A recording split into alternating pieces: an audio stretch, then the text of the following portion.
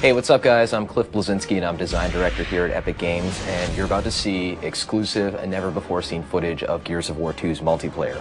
Now, the first Gears was a success online. Everybody plays it, they're still playing it, but we wanted to really take the game to the next level, and we have many more new multiplayer modes, we have new characters, we have new arenas, new execution moves. It's really a whole new game, and I think you're really going to like it, so let's check it out.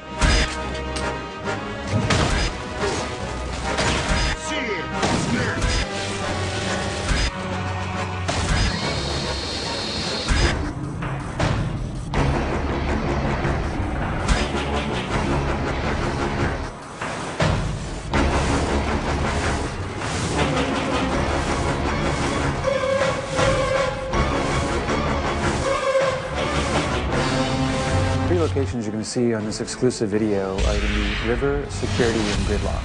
And so the thing that's really interesting about them is that two of them are brand new, and one is a reimagining of the Gears 1 map, Gridlock, which is sort of the baseline for all Gears maps. River is based on a single-player location that people get to see in Gears 2 called Landdown, where they actually go to deploy all the Gears to the underground. It's a sort of snowy, wintry hamlet. It's a beautiful setting where there's beautiful violence as well. The final location is a map called Security, which is a mysterious COG outpost with laser fences and laser turrets, in which players have to deactivate said turrets and lasers in order to acquire some of the bigger, better weapons. It's visually compelling, and I think it represents a nice cross-section of the multiplayer experience of Gears 2.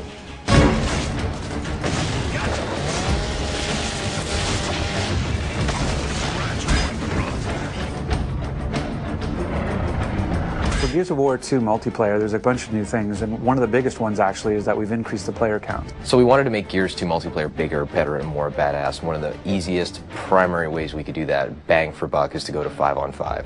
Right now it really feels like a really good number of 10 players in the battlefield taking one another out, and it really kind of rounds things out nicely. We really want to make sure that whatever multiplayer mode we do is true to sort of the Gears vibe, that Gears universe version. So Capture the Flag, imagine you had a flag, but the flag is a living person and armed with a shotgun and defending itself. So you're actually playing Capture the Flag with a flag that could kill you. And so you have to go and you have to basically capture the flag by downing him and picking him up as a meat shield, and then you have to drag him back to this location to score a point. So it's Capture the Flag, but done Gear style. So another mode that we're showing is, again, sort of a reimagining of a known style, which is the Wingman, where it's you and a partner playing against everybody else. We used to call it 2v2, v2, v2, v2. The fact that Gears is really all about co-op, it didn't feel right to have this sort of just last man standing kind of gameplay. It didn't resonate in our world. So when we looked at how we'd want to have that kind of gameplay, it really felt more like it had to be sort of a co-op experience. The third mode that you'll get to see in this exclusive video is something we call Guardian. And really what it is it's Assassination 2.0, where Assassination was a mode we had in Gears 1, and that we actually fixed it or tweaked it a little bit in a title update to try to make it more fun. And we added the restriction that you had to execute the leader to kind of add to the assassination field. But even then we felt like we could do more and said, what if the leader was the reason you're able to respawn? So as long as the leader is alive, your teammates can respawn, but as soon as the leader dies, then it's basically like Warzone. As soon as you die, you're out. By just making that simple little change, we were able to kind of create this whole new sort of feel to Guardian.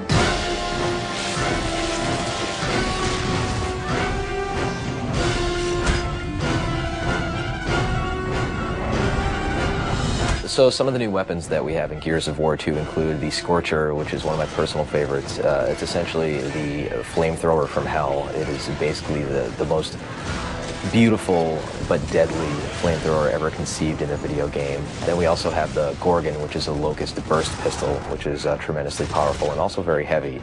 And then we also have a shield that players can wield, and they can carry that around and deploy that. You can actually carry the shield with the burst pistol and kind of use that as like a 1-2 punch.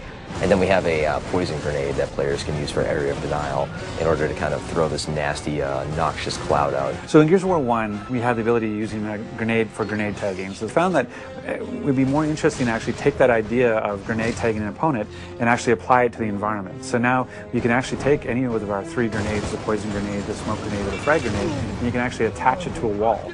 and you can use that sort of as a proximity mine, so that if any time an opponent goes by, the grenade will go off. One of the cool things in Gears 2 now as well is we've added this concussive force to a smoke grenade, so you can actually knock somebody down and disorient them briefly with a smoke grenade. It's a great new addition to the gameplay. One of the features of Gears of War 2 is this idea of portable cover. We have it both in the shield that you get to carry, the idea of the meat shield, a feature that sort of led to Meat Flag, this idea of being able to hold somebody as a captive and defend yourself while they block the shots for you. One of the big things about Gears 2 is just not just relying on a static cover that's already placed in the world, but being able to carry cover with you and move with cover as it moves through the level. So in the first Gears, the chainsaw, the Lancer, was a wonderful weapon, and players would cut each other up and had a great time doing it. But we never really got into the whole idea of if two players came at each other with a chainsaw, what would happen. It was essentially random who won. And now we're answering that question in the sequel, whereas players will lock onto each other and engage in this life or death struggle with sparks flying and the light flickering, and they're grunting and they're pushing, and players are mashing the button, and within 3 seconds one player will wind up winning and cutting the other guy in half. And it's this tremendously memorable moment to see these two soldiers, these two huge warriors, dueling on the battlefield with these weapons.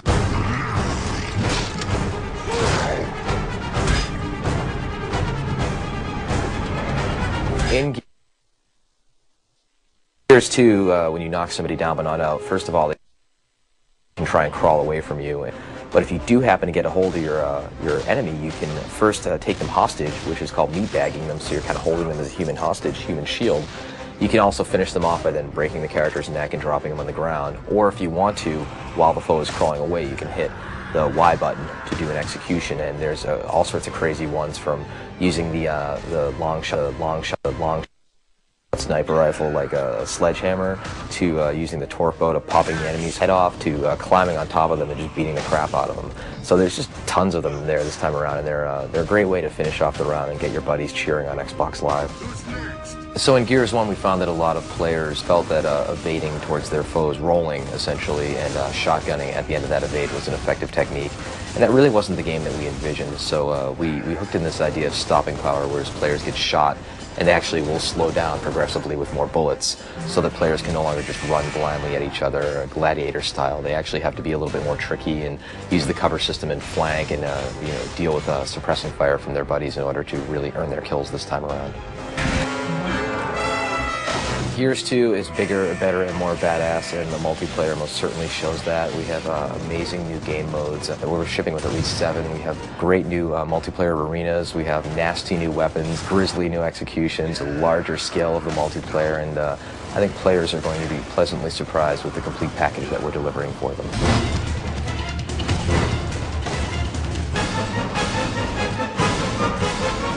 Thanks for checking out this exclusive look at Gears of War 2's new multiplayer features. Looking forward to seeing you guys this winter on Xbox Live.